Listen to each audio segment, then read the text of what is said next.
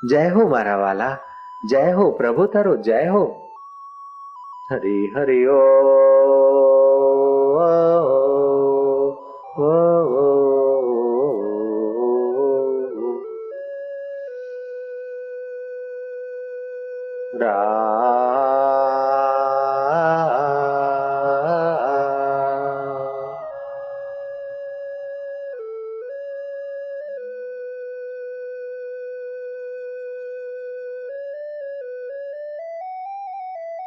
સર્વતીર્થમયી ગંગા, સર્વદેવમયો હરિ.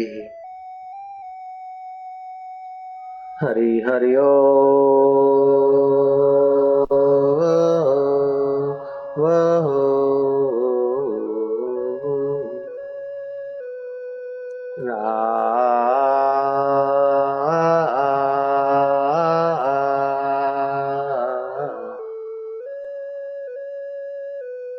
તમારી એક એક મિનિટ અમિત પુણ્ય પ્રાપ્ત કરવાનું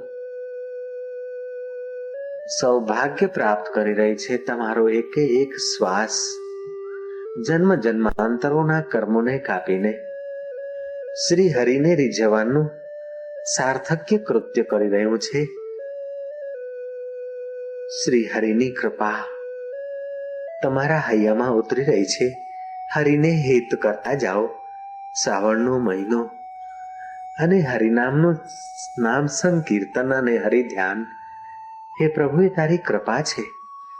અમને તો 12 માસ તારી ચર્ચા ને કથામાં પ્રીતિ થાય તેવી દયા કરજે. જે સત્સંગ નથી કરતો તે કુસંગ કરે છે, જે સત્કૃત્ય નથી કરતો એ કુકૃત્ય કરે છે, અને જે ભગવાનને પ્રેમ નથી કરતો એ કામ વિકારને પ્રેમ કરે છે. અમે તો તને પ્રેમ કરીએ મારા વાલા. હરિ હરિ ઓ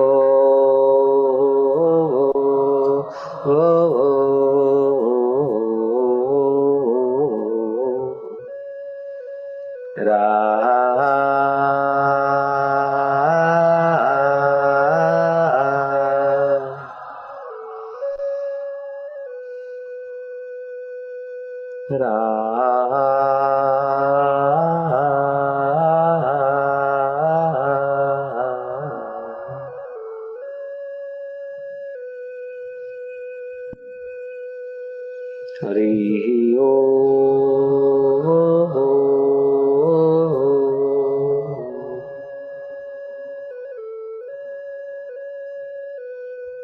ફરી એકવાર તમારા ચિત્તમાં વસેલા એ ચૈતન્ય અંતર્યામી રામને તમે વહાલ કરો. તમારા બંને હાથ ડૂંટી આગળ સ્પર્શ કરાવો એના આંગળા. ધીરે ધીરે તમે ઉપર આવતા જાઓ. ધીરે ધીરે તમારી પ્રાણ શક્તિ, ભાવ શક્તિ ઉપર લાવો અને તમે ડૂંટીથી હવે ઉપર આવી રહ્યા છો. તમે અંદરથી ઉપર ઉઠતા જાઓ. અધોગતિના માર્ગે વર્ષો વીતી ગયા. હવે ઉન્નતિના માર્ગે તમે ઉપર ધપો, ઉપર ધપો. હવે તમે હૃદયની નજીક બંને હાથ લાવવાની તૈયારીમાં છો. હવે તમારા બંને હાથ હૈયામાં હરિને હેત કરતા એ નજીક આવી રહ્યા છે. ખૂબ વહાલ કરો ને વાલાને. જય હો પ્રભુ તારો જય હો. વાહ વાહ. બંને હાથ તમારા હૈયે ધરો અને હરિને હેત કરો. એ વાલાને વહાલ કરો. યોગિનામ અપી સર્વેષામ મદગતેન અંતરાત્મનઃ. અંતર આત્માને તમે વહાલ કરો. જય હો મારા વાલા. તમે ઉપરના ઉપર ઉઠતા જાઓ. તમારી જે જીવન શક્તિ અધોગતિ જાય છે એને હવે ઉપર ઉઠાવવાનો સંકલ્પ કરો. મૃત્યુ તમારા કેશ પકડે તે પહેલા તમે આત્મિક શક્તિને જગાડો. તમારા ઈશ્વરત્વને અંદરથી જગાડો. ક્યાં સુધી સંસાર ભઠ્ઠીમાં તમે પોતાને શેકાવતા રહેશો? ક્યાં સુધી યમરાજના પાશમાં તમે બંધાતા રહેશો? હરિ ઓમ ઓમ નું ગુંજન કરી તમારા આત્મબળને જગાડતા જાઓ. બલ, હિંમત અને પ્રેમ ભક્તિનો સથવારો તમારી સાથે જ રાખજો. જય હો પ્રભુ તારો જય હો. હરિ હરિ બોલ.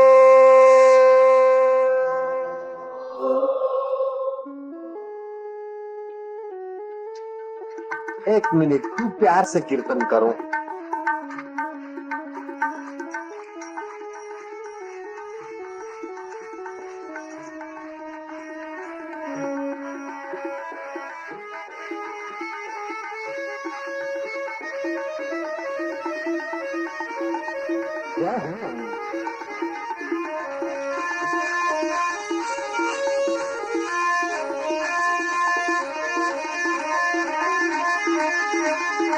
ये मस्तों की महफिल है, राम दीवानों की महफिल है।